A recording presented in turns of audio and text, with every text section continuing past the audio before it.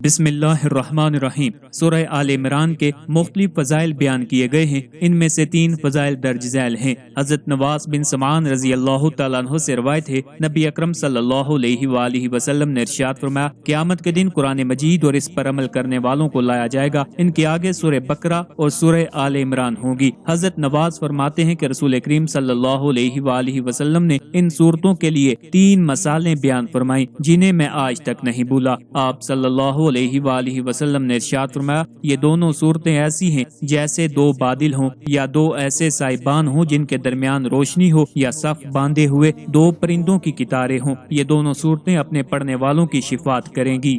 حضرت عثمان بن عفان رضی اللہ تعالیٰ عنہ فرماتے ہیں، جو آدمی رات میں سورہ آل عمران کی آخری آیات پڑھے گا تو اس کے لیے پوری رات عبادت کرنے کا ثواب لکھا جائے گا۔ حضرت مکحول رضی اللہ تعالیٰ عنہ فرماتے ہیں، جو آدمی جمعہ کے دن سورہ آل عمران کی تلاوت کرتا ہے تو رات تک فرشتے اس کے لیے دعائیں کرتے رہتے ہیں۔